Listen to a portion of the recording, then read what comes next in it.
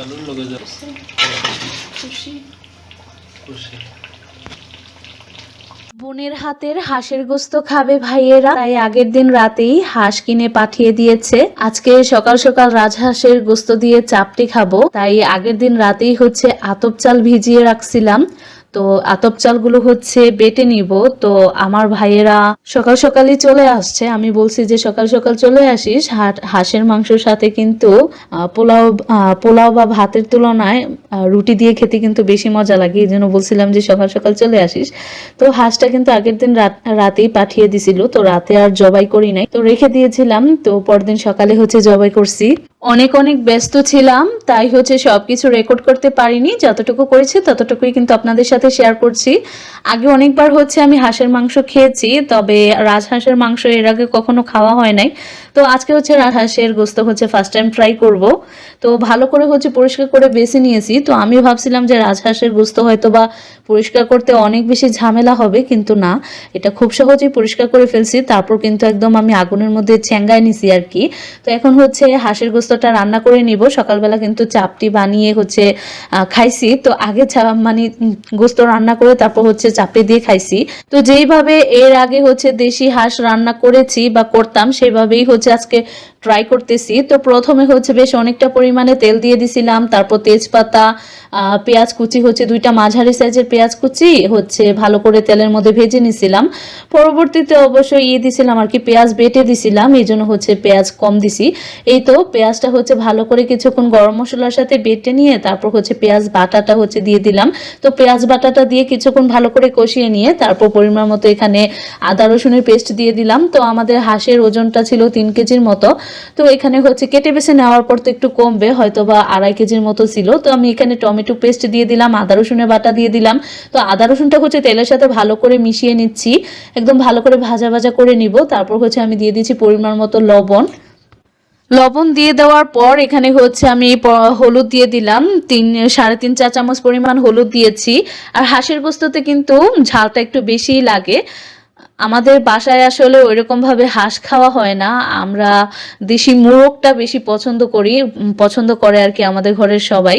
তো আমি হাঁস খাই, হাঁস, গরু, ছাগল, গরু, ছাগল, মোরগ, মুরগি, হাঁস সবই আমার পছন্দ।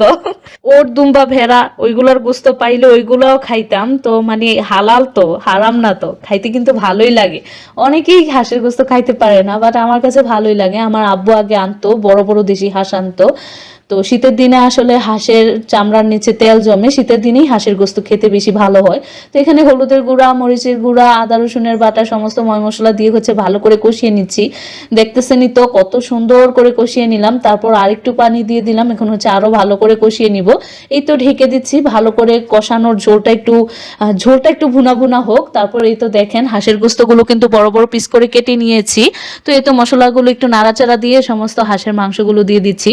সবটাই রান্না করতেছি, যেহেতু হাঁসটা কিন্তু একদম লাল টুকটুকে ছিল, যেহেতু আগুনের মধ্যে হচ্ছে ছেঙ্গায় নিছি, যাতে ছোট ছোট যদি পশম টসম থেকে থাকে ওইগুলোও যাতে হচ্ছে পুড়ে যায় আর না থাকে। তো সবগুলো হাঁসের গোস্ত এখন দিয়ে হচ্ছে ভালো করে নেড়েচেড়ে মিশিয়ে নিব, কষিয়ে নিব। তো কারা কারা হাঁসের গোস্ত অনেক বেশি পছন্দ করেন কমেন্ট করে কিন্তু জানাবেন।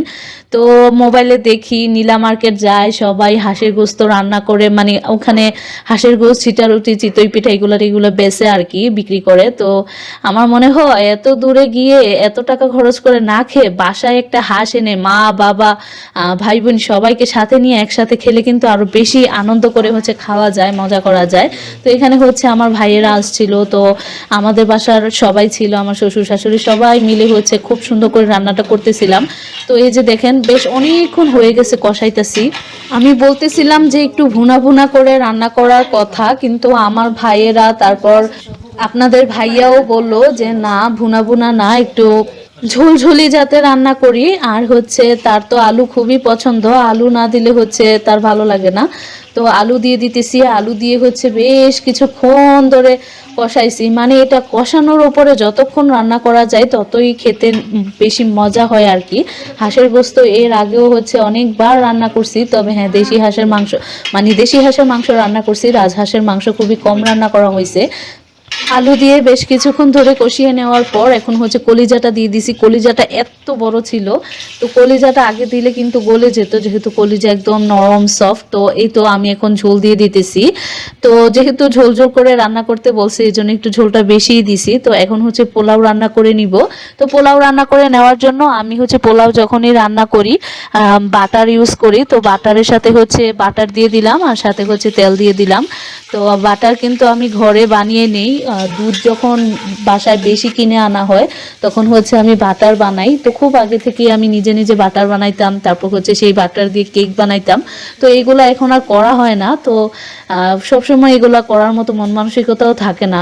কিছু করার জন্য হচ্ছে মনটা খুব ফ্রেশ থাকতে হয়। এখন আর মনটা আগের মতন হচ্ছে কোনো কিছুই করতে ভালো লাগে না। তো এখানে হচ্ছে বাটার আর তেলটা বেশ গরম করে নিয়ে পেঁয়াজ কুচি দিয়ে একটু ভাজা ভাজা করে নিয়ে তারপর এলাচ, দারুচিনি, তেজপাতা এগুলা দিয়ে এখানে হচ্ছে পোলাওটা দিয়ে দিলাম। তো পোলাওটা দিয়ে হচ্ছে বেশ কিছুক্ষণ নেড়ে চেড়ে ভাজা ভাজা করে নেব। সাথে দিয়ে দিলাম ধুয়ে রাখা কতগুলো কিশমিশ। পোলাওয়ের মধ্যে কিশমিশ না দিলে না আমার কাছে ভালো লাগে না। পোলাওয়ের মধ্যে কিশমিশ দিলে একটু নলায় নলায় পড়লে খেতে ভালো লাগে। তো এখানে হচ্ছে আমি লবণ দিয়ে দিলাম পরিমাণ মতো। আমি চালটা ভাজার সময়ই লবণ দিই, অনেকে চালের মধ্যে পানি দেওয়ার পরে লবণ দেয়। তো এখানে হচ্ছে আমি গুঁড়া দুধ দিয়ে দিতেছি। তো গুঁড়া দুধ হচ্ছে যত বেশি দেওয়া যায় তত বেশি কিন্তু মজা লাগে। এখানে আমি 6 টেবিল চামচ পরিমাণ গুঁড়া দুধ দিয়ে দিলাম। দিয়ে হচ্ছে বেশ কিছুক্ষণ ধরে ভাজা ভাজা করে নিতেছি।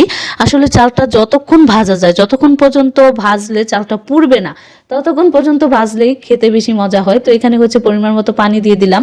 ও এখানে হচ্ছে পোলাও চাল ছিল হচ্ছে 2.25 কেজি, মানে 4 কাপে যদি 1 কেজি হয়, এখানে হচ্ছে ছিল 7 কাপ পোলাওয়ের চাল।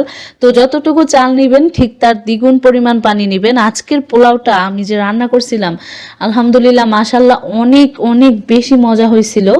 তো এখন হাঁসের গোস্তটা কিন্তু সকালবেলায় রান্না করা হয়েছিল, তারপর কিন্তু চাপটি পিঠা বানিয়ে চাপটি পিঠা দিয়ে হচ্ছে হাঁসের গোস্ত একবার খাওয়া হয়েছে। তারপর এখানে হচ্ছে কুরবানির যে গরুর মাংস থাকে, প্রত্যেক বছরই কুরবানির গরুর মাংস দিয়ে হচ্ছে আমি ঝুরা গোস্ত রান্না করি, বা আমরা হচ্ছে মা হচ্ছে ঝুরা গোস্ত রান্না করে। তো সেখান থেকে হচ্ছে ফ্রিজ থেকে রাতেই হচ্ছে ঝুরা গোস্ত বের করে রাখছিলাম। তো ঝুরা গোস্তগুলো হচ্ছে ভাজা ভাজা করে নিছি। তারপর পোলাও রান্না করলাম, ডিমের ভুনা করলাম। এখন কিন্তু পোলাও দিয়ে সাদা ভাত দিয়ে হচ্ছে হাঁসের গোস্তের তরকারি খাওয়া হবে। সকালবেলার যে চাপটি পিঠাগুলো বানাইছিলাম ওইগুলা দিয়ে হচ্ছে হাঁসের গোস্ত দিয়ে খেয়ে যে এত খাওয়া খাইছি, এখনো পর্যন্ত আমার ক্ষুধা লাগে নাই। তো ভাইয়া বলতেছিল ও চলে যাবে, তো এই জন্য হচ্ছে ওদেরকে দিয়ে দিলাম। তারপরও কিন্তু আমাদের খেতে খেতে দেরি হয়ে গিয়েছিল, আর শীতের দিন এখন একটু দেরি হয়ে যায় কাজকর্ম শেষ করতে। দিন আসলে এত ছোট হয়ে গেছে। তো এই ভিডিওটা কিন্তু আরো 1 মাস আগের করা ছিল, বাট আমি আপলোড দেওয়াই হয়নি নানান রকম ব্যস্ততার কারণে। এত ভিডিও শেষ পর্যায়ে চলে আসলাম। তো আপনাদের থেকে হচ্ছে লাইক, কমেন্ট, শেয়ার, সাবস্ক্রাইব কিছুই হচ্ছে বললাম না। তো প্লিজ আমার চ্যানেলটি লাইক করবেন, কমেন্ট করবেন, সাবস্ক্রাইব করবেন। আজকের ভিডিওটি কেমন লেগেছে কমেন্ট করে জানাবেন। আল্লাহ হাফেজ।